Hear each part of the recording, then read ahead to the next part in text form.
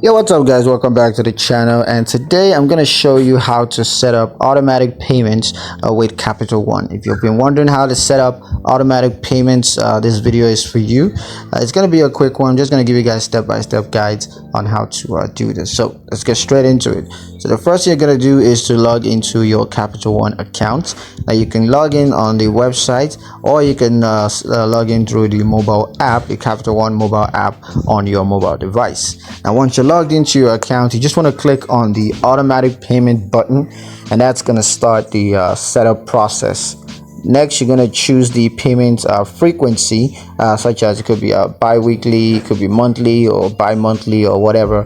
Once that's done, just enter the payment amount, such as the minimum payment or a fixed amount, and then just review and confirm the automatic payment details just to make sure everything is accurate. And once that's done, just submit that and Capital One is going to process that for you. So yeah, that's pretty much it on how to set up automatic payments with Capital One.